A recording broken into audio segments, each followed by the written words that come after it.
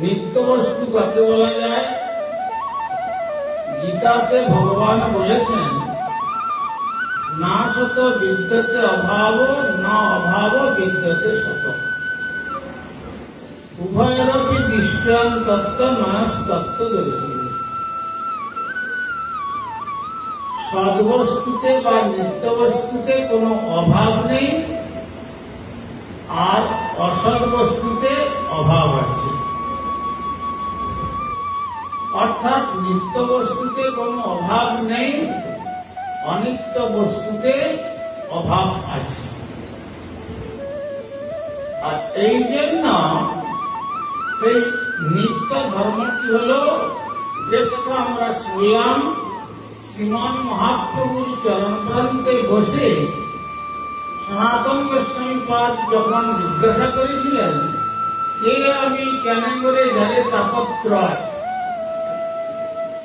যেটি বেদান্ত সূত্রে বলা হয়েছে কথা তো ব্রহ্ম জিজ্ঞাসা, অনেস্ট ইনকোয়ারি আফটার ট্রুথ, সত্যকে জানবার জন্য যে অনুসন্ধিৎস বৃত্তি,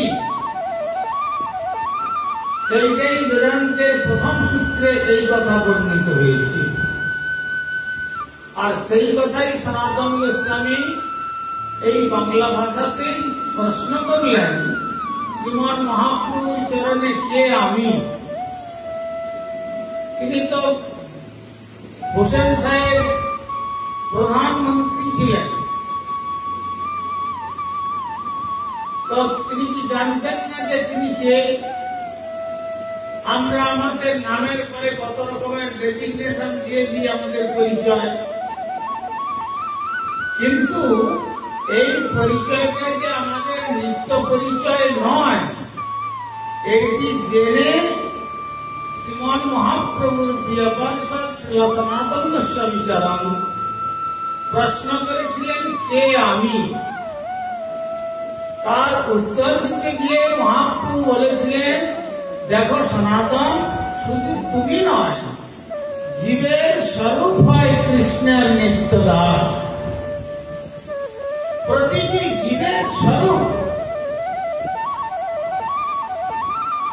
তাদের যে সেই নিত্য স্বরূপটা হল কৃষ্ণের নিত্য Das. We are all eternal servitors of Supreme Godhead, Lord Krishna.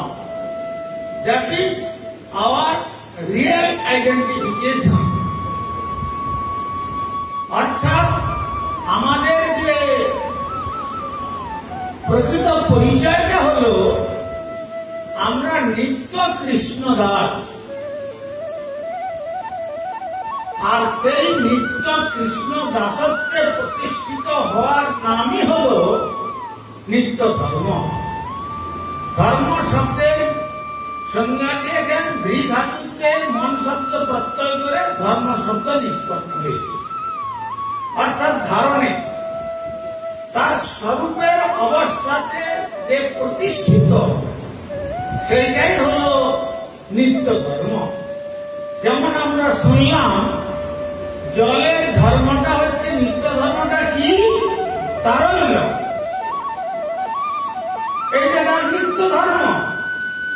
কিন্তু যখন সেই তাপমাত্রা অধিক মাত্রায় ঠান্ডাতে পরিণত হবে, তখন ফ্রিজিং সংস্পর্শে এলে তখন সেটা বরফেতে পরিণত হয়।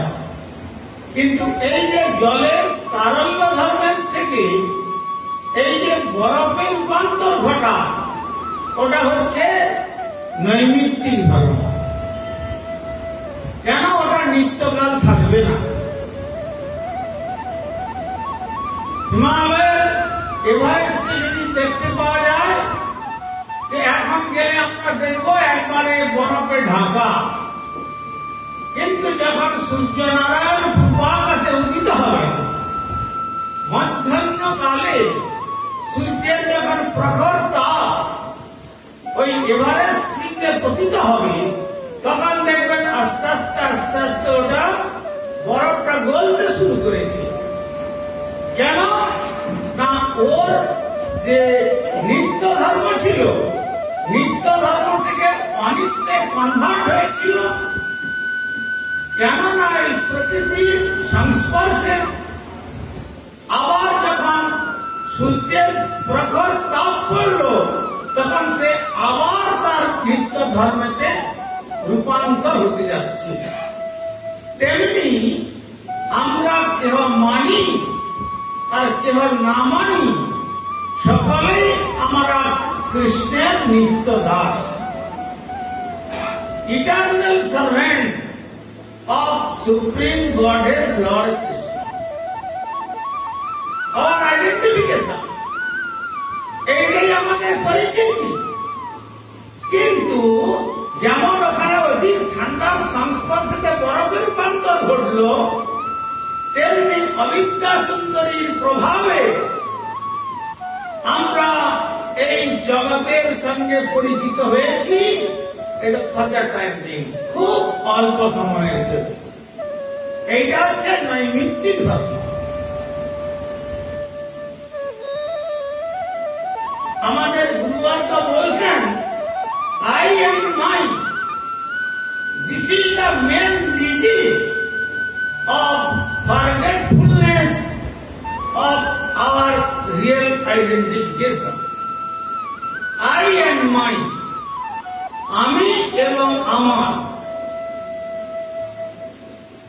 প্রকৃতপক্ষে আমি যে কৃষ্ণ দাস,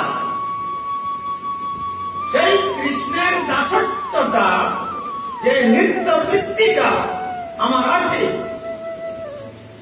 কিন্তু শ্রী ভগবানকে ভুলে যাওয়ার জন্য সেই দাসত্ব বৃত্তিটা কখনো আমরা সন্তানের দাসত্ব করছি, কখনো আমরা স্ত্রীর দাসত্ব করছি, কখনো পুত্রের দাসত্ব করছি, কখনো কন্যার দাসত্ব করছি, কখনো পিতামাতার দাসত্ব করছি, কখনো কখনো জন্তু জানোয়ারের দাসত্ব করছি।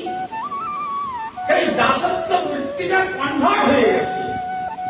যখনই কনভার্ট হলো, ওটা হলো নৈমিত্তিক, খুব অল্প সময়ের জন্য। কথাটা বুঝবার চেষ্টা করবে।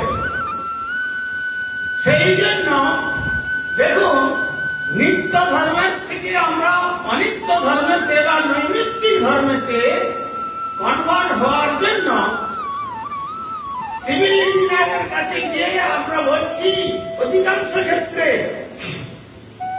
যে দেখুন, আমাদের ঘরের যে সমস্ত প্ল্যান, এই সমস্ত ব্যবস্থা আপনাকে দিতে হবে, ওর মধ্যে একটা ডগ রুমেরও প্ল্যান রাখবে।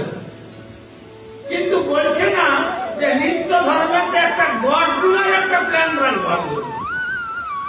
কিন্তু অনিত্য ধর্ম বা নৈমিত্তিক ধর্মতে এমন ভাবে প্রভাব ফেলছে, সে নিত্য ধর্মের ক্রিয়াকলাপ না করে অনিত্য ধর্মটাকেই সে নিত্য বলে মনে করছে। এইটাই হলো মায়া। সেই অনিত্য ধর্মতে কি হলো দেখুন, যখন মানুষ ডগ রুমের প্ল্যান রাখলো, তখন একটা কুকুর নিয়ে এসে তার মধ্যে রাখবে। আর বাবু যেখানে ভগবান নিজে গোমাতার সেবা করেছেন, গো ব্রাহ্মণ হিতার্থায়, তিনি অবতীর্ণ হন। কিন্তু সেখানে বাড়ির গৃহস্বামী সকালবেলা উঠেই যে সোনার চেনেই হোক আর রূপার চেনেই হোক বা লোহার চেনেই হোক, সেই কুকুরের চেনটা নিয়ে আর রাস্তায় বেরিয়ে যাচ্ছে তাকে তার বাহ্যকৃত্য সম্পাদনের জন্য, এবং সেটা তার নিজের ক্রেডিট বলে মনে করছে। কিন্তু সকালবেলা উঠে ব্রহ্ম মুহূর্তে মুখ হাত ধুয়ে পরিষ্কার হয়ে প্রাতঃ শৌচ করে একটু ভগবানের যদি নাম করতে পারত, তাহলে সে ভগবানের পাদ পদ্মে পৌঁছতে পারত। কিন্তু ওই সকাল থেকে সন্ধ্যা পর্যন্ত উপার্জিত অর্থের ব্যয় এবং তার যে শারীরিক মেহনত ওই কুকুরের পশ্চাতে রাখার তরুণ শ্রী ভগবান বলছেন ইয়ং ইয়ং বাপি স্মরণম ভাবম তদত্যন্তে কলেবরম তম তমে বৈতি প্রত্যয় সদা তদ্ভাব ভাবিত অন্তে যা মতি সাগতি। যখনই দেখলো ওই সারা জীবন কুকুর নিয়েই কাটিয়েছে। কাল বলেছিলাম বৃদ্ধ পিতামাতাকে বৃদ্ধাশ্রমে স্থান হচ্ছে, আর ওই পেট ডগটাকে বিছানায় আদর করে ঘুম পাড়িয়ে রেখেছে। আর মৃত্যুর সময় কি হবে? ওই যে সারা জীবন কুকুরের চাকরি করে গেল, ভগবানের চাকরি করার পরিবর্তে মৃত্যুর সময় তখন মনে হবে ওই কুকুরের কথা। সুতরাং এই যে 84 লক্ষ যদি পরিভ্রমণ করে আমরা এমন দুর্লভ মনুষ্য জন্ম পেয়েছিলাম, মনুষ্য জন্মের পরে যে দেবত্বকে আমাদের জীবনকে অধিষ্ঠিত করার কথা ছিল, তার পরিবর্তে একটা বৃহৎ কুকুরের গর্ভে কুকুর হয়ে জন্মগ্রহণ করতে হবে। তখন তার প্রমোশনের পরিবর্তে ডিমোশন হয়ে যাবে। এই ডিমোশন ধর্মটাই হল নৈমিত্তিক, যেটা পূর্বে ছিল না, এখন আছে, পরে থাকবে না। আর নিত্য ধর্মটা কি? পূর্বে ছিলেন, এখনো আছেন, পরে থাকবেন। শ্রী ভগবান যখন ব্রহ্মাকে চতুশ্লোকী ভাগবত প্রদান করেছিলেন, তখন বলেছিলেন অহমেবাসমেবগ্রে নান্যত সতসৎ পরম পশ্চাৎ অহম যতেন্দ্র যো অবশিষ্যেত স্বস্মহম। অর্থাৎ এই মহাপ্রলয় শরীরে যখন বিশ্ব মহাপ্রলয় হয়ে যায়, তখন একমাত্র আমি থাকি, নৈনাত্য সদসৎ পরম, সদসৎ কোন বস্তুই থাকে না। আর সৃষ্টিতে বহুশ্যাম, আমি যখন নিজেকে বহুরূপে বিস্তার করি, করলেও আমি থাকি। আবার যখন আমার ইচ্ছা হয়, এই জগৎ যখন মহাপ্রলয়তে বিধ্বংস হয়ে যায়, তখন একমাত্র আমি থাকব। আর সেই তিনি হচ্ছেন শ্রী ভগবান। সেই ভগবানের উদ্দেশ্যে যারা জীবনকে উৎসর্গ করলেন, তার নাম হল ধর্ম। আর সেই ধর্মটা হল নিত্য ধর্ম, যার অপর নাম জৈব ধর্ম, যার অপর নাম সনাতন ধর্ম, যার অপর নাম হল বাস্তব ধর্ম। আর এগুলি সব শ্রী ভগবান ছাড়া। আর যেগুলোকে আমরা ধর্ম বলে মনে করছি, এগুলো ধর্ম নয়।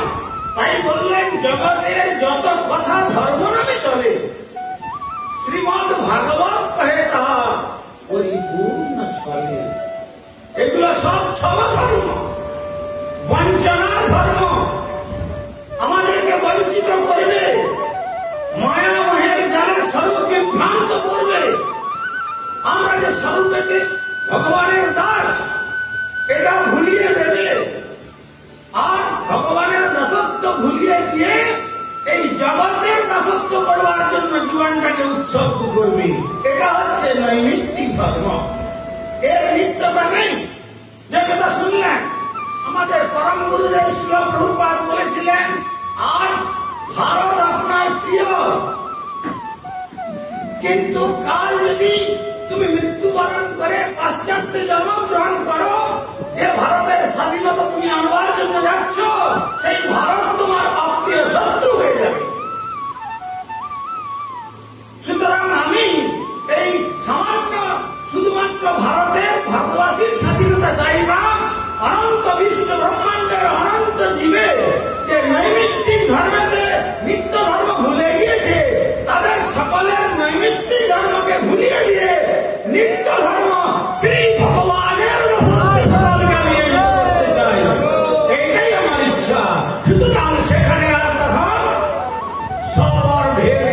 কিছুই থাকবে না। তাকেই বলে নিত্য ধর্মের কার্য। এই যখন উত্তর দিয়েছিলেন নেতাজি সুভাষচন্দ্রকে, তখন তিনি বলেছিলেন, আপনি যে কথা বলছেন এরপরে আর আমার কোনো বলার কিছু নেই। তার কাছে পরে পরাভূত হয়েছিলেন, বলছেন তথাপি আমি আমার গায়ে রক্তবিন্দু দিয়ে চেষ্টা করব ভারতকে স্বাধীন করবার জন্য, কিন্তু এটাও নৈমিত্তিক। বিগত বলল আপনারা দণ্ড মহোৎসবে অংশগ্রহণ করেছিলেন, আশা করি অনেকে অতি নিকটেই। কিন্তু যখন তার পূর্বে হিরণ্য এবং গোবর্ধন দত্তের একমাত্র পুত্র বাবা জ্যাঠা রঘুনাথ দাস যখন বড় হয়েছে, মহাপ্রভু সন্ন্যাস গ্রহণ করে চলে যাচ্ছেন, আর এই দর্শন করে যখন তিনি মহাপ্রভুর সেবা করবার জন্য অত্যন্ত তৎপর হয়ে পড়েছেন, তখন তার মা বলছেন তার বাবাকে, দেখতে পাচ্ছ না এই জমিদারির একমাত্র উত্তরাধিকার সূত্রেতে প্রাপ্য একমাত্র সন্তান, আর সে যদি সব ছেড়ে দিয়ে চলে যায় এই জমিদারিকে রক্ষা করবে? তাহলে কি করতে হবে? না ওকে বেঁধে রাখবার চেষ্টা করো। সে বাংলার বুদ্ধি আপনাদের আমাদের কম বেশি সকলেরই আছে। বাংলার কি বুদ্ধি? 12 লক্ষ সুবর্ণের মুদ্রা একত্রিত করে বললেন, রঘুনাথ এটা হলো তোমার বাবা এবং জ্যাঠার বাৎসরিক প্রফিট। 12 লক্ষ সুবর্ণ মুদ্রা ক্যালকুলেটর দিয়ে যদি ক্যালকুলেশন করা যায়, বুঝে ওটা বড় কঠিন হয়ে উঠবে। তাতেও যখন 12 লক্ষ সুবর্ণ মুদ্রার আকর্ষণ তাকে আকর্ষণ করতে পারল না, নৈমিত্তিক ধর্ম। তারপরে বাংলার চেষ্টা করলেন কি দিয়ে? একটি কবিরাজ গোস্বামী বলেছেন, একটি অপ্সরা সম, একটি অপ্সরা সম কন্যার সঙ্গে তার পরিণয় ঘটিয়ে বৈবাহিক সম্পর্ক স্থাপন করলেন। কিন্তু স্ত্রীর আকর্ষণ কাকে আকর্ষণ করবে? কতক্ষণ আকর্ষণ করবে? যারা যেটা গীতাতে বলেছেন রসবর্জম রসবস্যাৎ পরমনিষ্ঠ নিবর্ততে, নিকৃষ্ট বস্তু আমাদের ততক্ষণে আকর্ষণ করবে যতক্ষণ পর্যন্ত আমরা উৎকৃষ্ট বস্তুর আস্বাদন লাভ করতে পারবো না। আমার শ্রী রূপাল বাবু বলতেন, একটা দুগ্ধপোষ্য বালক প্রস্রাব করেছে, প্রস্রাব করে মাটির ঘর, সেই প্রস্রাব করা মাটিগুলোকে তুলে সে মুখে দিচ্ছে। মা তার শুভাকাঙ্ক্ষী গিয়ে যদি ওই মাটিটাকে তার হাত থেকে ছাড়িয়ে দিতে চায়, ছাড়াতে পারবেন সহজে, চিৎকার করে কাঁদবে। কিন্তু ওই পদ্ধতিতে না গিয়ে যদি সেই বাচ্চাটির হাতে এক খণ্ড মিশ্রির টুকরো হাতে দিয়ে দেওয়া যায়, তখন দেখবেন সে যেমন ওই বাম হাতে ওই মিশ্রির টুকরোটা বাচ্চা তো জামাই মুখে দেবে। যখনই মুখে দিল দেখলো যে মিষ্ট বস্তু, তখন ওই প্রস্রাব করা মাটিটাকে সে গ্রহণ করবে না, তখন ওই মিষ্ট বস্তুই সে আস্বাদন করবে। তেমনি যতক্ষণ পর্যন্ত পরম আস্বাদনের বস্তু ভগবানের পার্বণের আস্বাদন সাধন লাভ করতে না পারছেন, ততক্ষণ পর্যন্ত মূত্র মিশ্রিত মৃত্তিকার ন্যায় এই জড়জগতের বস্তুর প্রকৃতি আকর্ষণ করবে, আর ওই মিশ্রিরূপী অমৃতশী ভগবানের পার্বণের আস্বাদন যারা লাভ করতে পারবেন, তাদের আর জগতের বস্তু আকর্ষণ করতে পারবে না।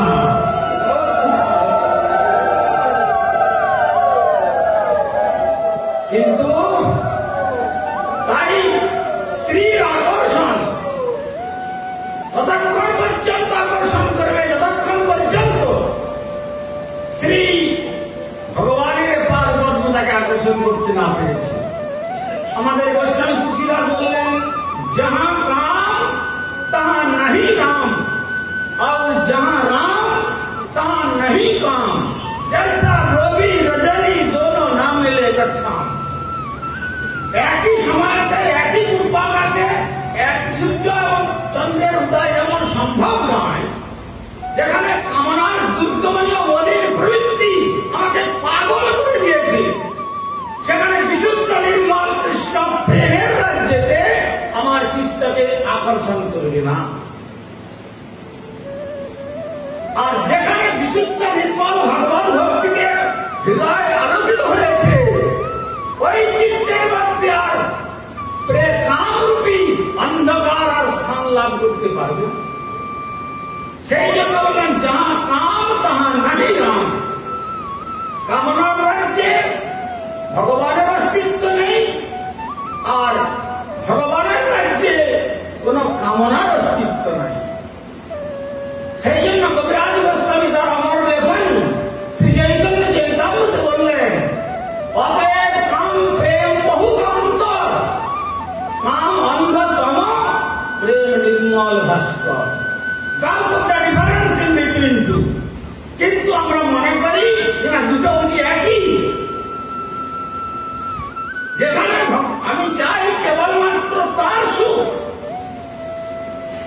ভগবানের কিছু সুখ হবে, সেই সুখের ইচ্ছা পূর্ণ আর নিজ সুখ বাসনা শূন্য, সেখানে হলো তার নাম হলো ট্রান্সেন্ডেন্টাল ডিভাইন লাভ, প্রেম নাম, প্রেমামৃতম। এই যে কবিতা কীর্তন করছেন, তব কথামৃতম তপ্ত জীবনম কবিভিড়িতম কলমশাপহম শ্রবণমঙ্গলম শ্রীমদাততম ভুবি গৃহন্তি তে বিরাজনা। ব্রজদেবীগণ বলছেন, হে গোবিন্দ, তোমার কথা যদি অমৃত, যার কানের ভিতর দিয়ে একবার হৃদয়ে প্রবেশ করেছে, অনন্ত জীবনের অজ্ঞান অন্ধকারকে বিদূরিত করে ধুয়ে মুছে চিত্তকে নির্মল করে দেয়। আর সেই নির্মল অন্তঃকরণে তোমার শ্রীপাদ পদ্ম দর্শন করে পরমানন্দ সাধন করেন, যে আনন্দের আস্বাদন এই জগতের বস্তু দান করতে পারে না। তাই কবিবিদিতম ব্রহ্মাদি দেবতাগণ থেকে আরম্ভ করে মহাজনগণ সেই কথাই তার স্বরে কীর্তন করে গেছেন। আর কলমশাপহম, অজ্ঞান অবিদ্যা কলমশ সমস্ত অপসারিত হয়ে গেছে সেই চিত্তে। আর শ্রবণ মঙ্গল, শ্রবণ মাত্রেই তার মঙ্গল হবে। আমরা তো শ্রবণ করি, কিন্তু কই শ্রবণ করতে গিয়ে তো ওই ভাবনা আসে না। কেন আসে না? আমরা শ্রবণেতে যথোচিত ভাবে মনোযোগ দিতে পারি না। যখন শ্রী গোবিন্দ বৃন্দাবন ছেড়ে মথুরা যাত্রা করছেন, তখন অক্রূর তাকে কংসের তারা প্রেরিত হয়ে ছলনা করে নিয়ে যেতে যাচ্ছেন ধনুষ যজ্ঞের নাম করে। কিন্তু তখন ব্রজদেবীগণ কি করলেন? বলছেন, হে গোবিন্দ, যেখানে অমন্দ ঘণ্টানি দিনান্তরানি হরে তদা লোকবান্তরে নাথ বন্ধু কর্ণক সিন্ধু হাহম, যেখানে আমরা চোখের পলকটাকে পর্যন্ত নিন্দা করে বিধাতার নিন্দা করি, হে বিধাতা তুমি সুষ্ঠুভাবে সুজান যাও না কেন? যে দেখিবে কৃষ্ণ চরণ তারে দাও না কেন সতেজ নয়ন, সবে দিলে দুটি আঁকি আবার তারে কইলে নিমেষ সৃজন। ঠিক ঠিক তোমার ধিক্কার জানাই আমরা, আমাদের দুটো নয়ন নিয়েছ আর তার মধ্যে আবার পলক ফেলবার সময় সেই যে নিমেষ কালটাকে আমরা মনে করি কি যেন কত অনন্তকাল কৃষ্ণ দর্শন দিচ্ছে, আমাদের চিত্তকে জ্বালিয়ে পুড়িয়ে ছাড়খাড় করে দেয়। যদি এইরকম এই রূপ না দিয়ে যমুনার জলে মৎস্য রূপে আমাদের জন্মদান করতে, যখন যমুনার প্রবন্ধ কুঞ্জে ব্রজবট্ট প্রবন্ধ সাধন করতেন, আর তখন যমুনার মৎস্যে জন্মগ্রহণ করতাম, তখন যমুনার জলে ভেসে অপলক নেত্রে মৎস্য যেমন পলক ফেলতে পারে না, তেমনি অপলক নেত্রে হে বিধাতা শ্রী রাধা গোবিন্দের নিত্য লীলা দর্শন করে আমাদের এই দুর্লভ জন্ম সার্থক। তাই বিধাতা পর্যন্ত নিন্দা করছেন। তাই ভগবানের কথা শ্রবণ করলে কি হয়, এত বাধা বিপত্তি, কিন্তু শ্রী গোবিন্দ রথ থেকে নেমে বললেন, দেখো দেবীগণ, আমি আজ যাচ্ছি, আর বেশি বিলম্ব করবো না, কাজটা সমাপ্ত করে শীঘ্র বৃন্দাবনে ফিরে আসবো। আর এদিকে রাধারানী কৃষ্ণ বিরাহী তিনি মূর্ছিতা দশা প্রাপ্ত হলেন। অনেক ঘটনা ঘটেছে, সমান্ত শেষ। তো এমন অবস্থায় সব ব্রজদেবীগণ বলছেন, কৃষ্ণ বলেছিলেন যে মথুরার কার্য সমাপ্ত করে ফিরে আসবেন, তার আশায় ওই বিশ্বভানন্দিনী রাধা ঠাকুরানী যদি থাকতেন তাহলে হয়তো তিনি ফিরে আসতেন। তিনি তো মনে হয় চলে গেলেন, এই বলে ললিতার কাছে গিয়ে আনুকূল্যিক ব্রজদেবীগণ সমস্ত বর্ণনা দিচ্ছেন। ললিতা দেবী তখন একটা ছোট্ট তুলার টুকরা নিয়েছে, তার নাসার করে ধারণ করলেন, দেখছেন যে মৃদু কম্পন হচ্ছে, অর্থাৎ সেখানে সবিকল্প সমাধিতে তিনি প্রাপ্ত হয়েছেন।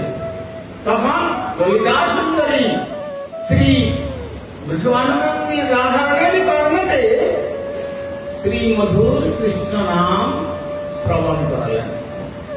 আর শ্রীকৃষ্ণ নাম শ্রবণ করে সঙ্গে সঙ্গে রাধারানী চেতনা ফিরে উঠলেন।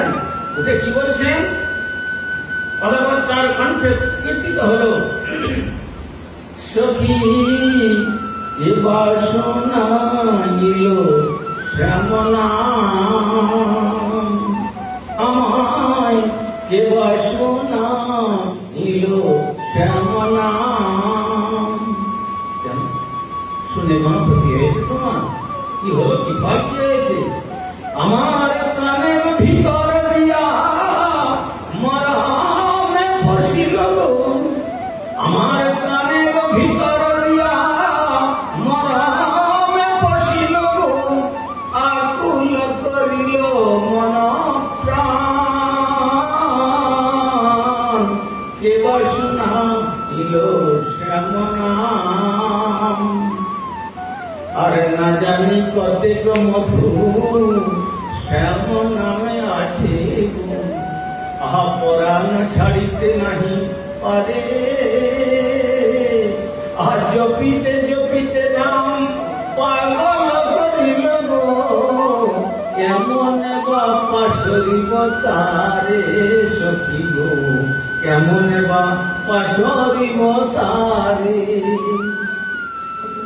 এই হচ্ছে শ্রবণ, কানের ভিতর দিয়ে ভিতরে ভগবান বসে যান। ভগবানকে এই চোখ দিয়ে, এই যে আমার শ্রী শ্রী গৌরাঙ্গ গৌড়ীয় মঠে এসে রাধা কুঞ্জ বিহারীকে এই চোখ দিয়ে দেখা যাবে না। আমাদের গুরুবর্গ বললেন, আদৌ শ্রুত তৎপশ্চাৎ ইচ্ছুক। প্রথমে আগে শুনতে হবে শ্রী ভগবানের নাম রূপ গুণ লীলা কথা শ্রবণ করতে হবে। শ্রবণেন্দ্রিয়ের দ্বারা শ্রবণ করে যখন তার চরণে অনুরাগটা বাড়বে, তখন শ্রী ভগবান কৃপা করে আমাকে দর্শন দেবেন আমার দৃষ্টিপথে। যে কথা তার বলেছিলাম, থ্রু রিডাক্টিভ মেথড, তার আগে দেখা যাবে না। তো তাই ব্রজদেবীগণ বলছেন শ্রবণ মঙ্গলম, শ্রীপদাদতাম অভিনন্দিতে। আর কি বলবো, তোমার কথা যতই শ্রবণ করা যায়, শ্রীমান মহাপ্রভু বললেন প্রতিপদম পূর্ণম তথা স্বাদনম সর্বাত্ম স্নপনম করম বিজয়তে শ্রীকৃষ্ণ সংকীর্তনম। প্রতি পদে পদে, প্রতি মুহূর্তে, প্রতি ছন্দে, প্রতি ভাবনায়, প্রতি সাধনায়, প্রতিটি ক্ষণে ক্ষণে হৃদয়ের মধ্যে আনন্দের লহরী, আনন্দাম্বুধি, আনন্দের সমুদ্রের যেমন লহরী একের পর এক উত্তাল তরঙ্গে তরঙ্গায়িত করে, তেমনি তোমার কথা আমার যতই শ্রবণ হবে ততই হৃদয়ের মধ্যে পরমানন্দের তরঙ্গ, তরঙ্গের পরে তরঙ্গ তরঙ্গায়িত করে পরমানন্দ সমুদ্রে আমাদের। অর্থাৎ এই জগৎ দর্শনের চির অবসান ঘটিয়ে দেবে তব কথামৃতম তত্ত্বজীবন। আর সেই সম্পদ যারা প্রদান করলেন তারাই হচ্ছেন ভূইদার, তারাই হচ্ছেন শ্রেষ্ঠ দাতা। তাই রূপগোস্বামীপাদ শ্রীমান মহাপ্রভুর প্রণাম মন্ত্রে জানিয়ে দিলেন, নমো মহাবলান্যায় কৃষ্ণ প্রেম প্রদায়তে কৃষ্ণায় কৃষ্ণ চৈতন্য নামনে গৌরত্রী সিংহ। তাই মহাবলান্য মানে দাতা শিরোমণি। বস্ত্রহীনকে বস্ত্র দিলেন দুদিনের জন্য, তারপর আবার ওই বস্ত্র ছেড়ে যাবে। আবার অন্নহীনকে অন্নদান করলেন, কয়েক ঘন্টা পরে আবার সে ক্ষুধার্ত হবে। কিন্তু এমন সম্পদ দান করতে হবে যে সম্পদ উত্তরোত্তর আরো তাকে পরমানন্দে বর্ধিত করবে। সে জগতে কোন সম্পদ নয়। সনাতন গোস্বামীপাদ যখন যমুনার বসেছিলেন, সেখানে একটা হঠাৎ করে একটা স্পর্শমণি পেয়ে গিয়েছিলেন। তখন স্পর্শমণিটা পেয়ে ছুঁড়ে ফেলে দিয়েছিলেন একবারে। এদিকে এই বাংলার কোন এক ব্রাহ্মণ, গরিব দরিদ্র ব্রাহ্মণ, তার কন্যা সম্প্রদান করতে পারছেন না। শিব ঠাকুরের কাছে ধারণা দিচ্ছেন যে অর্থ নেই, কি করে আমি আমার কন্যাকে সম্প্রদান করবো, আপনি একটু ব্যবস্থা করে দিন। যাও ওই বৃন্দাবনে যাও, বৃন্দাবনের সনাতন বাবা আছেন, তার কাছে কিছু সম্পদ নিয়ে এসো। হ্যাঁ, আজকালকার মতো প্লেন না বা কি বলে নতুন এক্সপ্রেস বেরিয়েছে না, বন্দে ভারত নয়, সুপারফাস্ট নয়, রাজধানী নয়, বা লোকাল ট্রেনে প্রসবান ছিল না, পদব্রজে গিয়েছেন। গিয়ে বৃন্দাবনে জিজ্ঞাসা করছেন, বাবা সনাতন বলে কি আছেন কোথায়? ওই কালী আমাদের কাছে, ওইখানে বসে আছেন কাছে। গিয়ে দেখলেন কিরকম, একবারে চামড়া অস্থির সঙ্গে মিশে গেছে, আর পরিধানে কেবলমাত্র একটু লজ্জা স্থানটা নিবারণ করার জন্য একটু কৌপিন ধারণ করে বসে আছে। কি জানা যমুনার দিকে তাকিয়ে ধ্যান করছে। গিয়ে জিজ্ঞাসা করলেন, বাবা আপনার নাম কি? বাবা সনাতন? বলে আমাকে লোকে বলে এইরকম না, এইরকম ব্যাপার। শঙ্কর বলেছেন আপনার কাছে নাকি বহু টাকা পয়সা আছে, দেখে তো মনে হচ্ছে না যে আপনার কাছে টাকা পয়সা আছে। টাকা পয়সা থাকলে এরকম দেখা যায় তো কিছু কথা কি বলি, শঙ্কর কি মিথ্যা কথা বলবেন? তখন আমার কাছে অর্থ রয়েছে, আর সেই বঙ্গভূমি থেকে তোমাকে এই সুধামে পাঠিয়েছেন এত কষ্ট দিয়ে।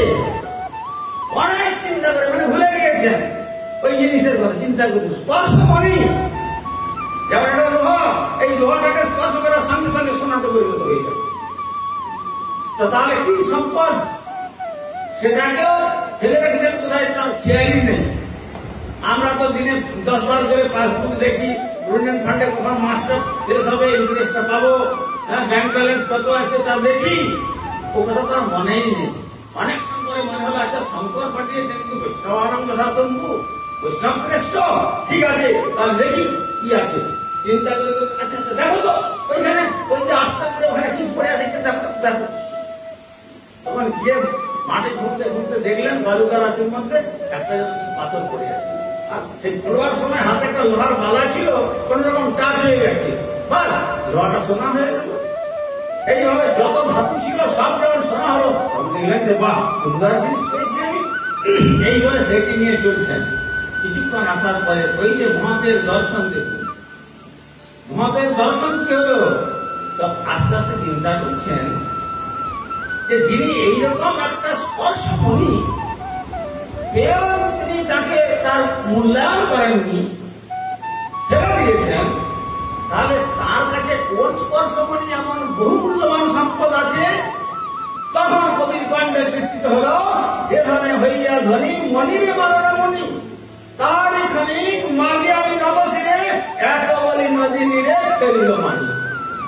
ওই 7,000 সম্পদ যে স্পর্শমণি যমুনাঞ্চলে ফেলে দিয়ে বললেন, ঠাকুর যে ধন লাভ করে তুমি এই স্পর্শমণিকেও এর গুরুত্ব দিচ্ছ না, তার খানিক আমি প্রার্থনা করি নতশিরে, মানে অত্যন্ত বিনম্রতার সঙ্গে প্রার্থনা করি সেই সম্পদ একটু আপনি আমাকে প্রদান করুন। এই মতের সান্নিধ্যে এই বুদ্ধিবৃত্তি আসে, তা না হলে ওই জগতে ওই নৈমিত্তিক বস্তুকে নিয়ে তিনি ফিরে আসতে পারতেন। কিন্তু তারপরে তুমি তাই চাও, বেশ যখন তাকে যমুনার জলে ফেলে দিয়েছ, তাহলে সেই সম্পদ শোনো, এই অমৃতের আস্বাদন করো।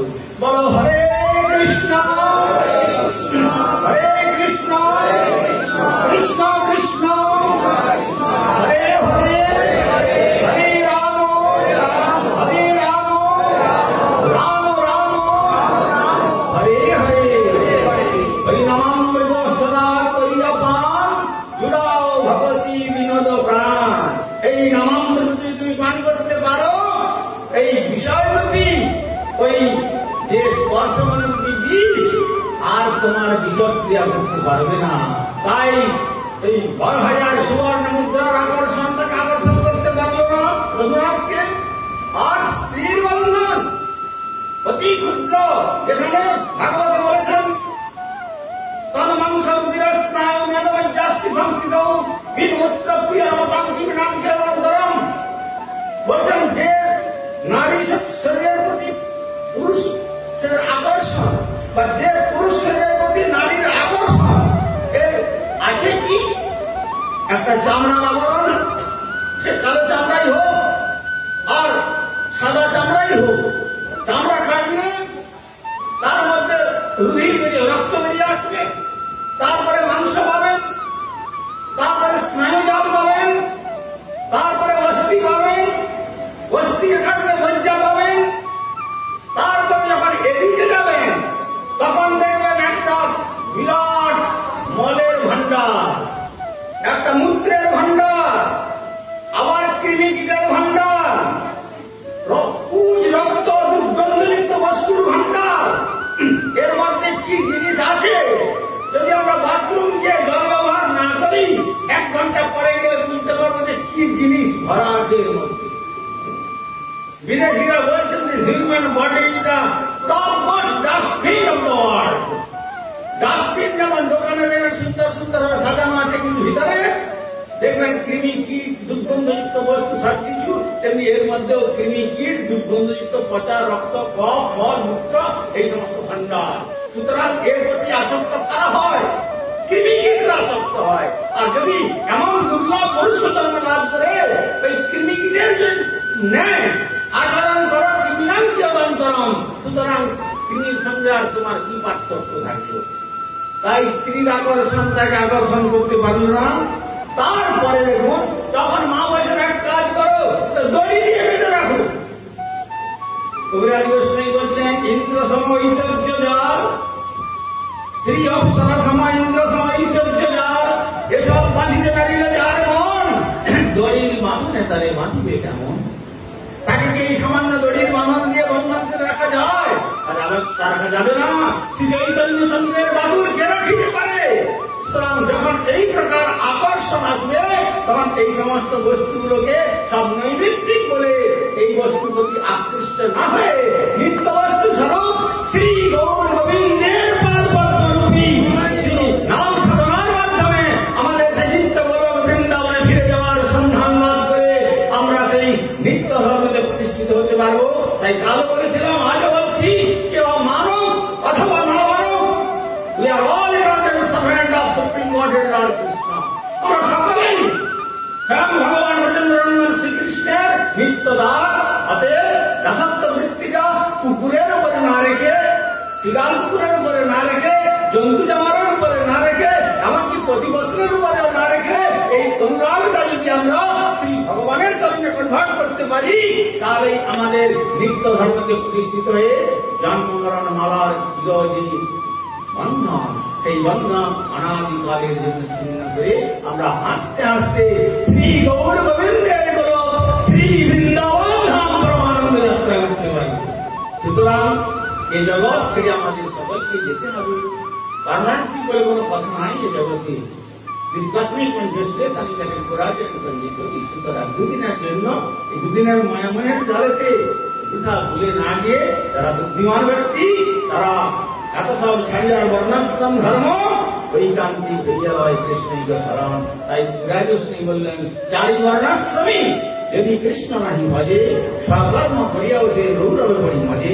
শ্রীকৃষ্ণই হলেন একমাত্র নিত্য, কৃষ্ণের সেবক নিত্য, নিতাই চরণ সত্য, আমার সেবক নিত্য।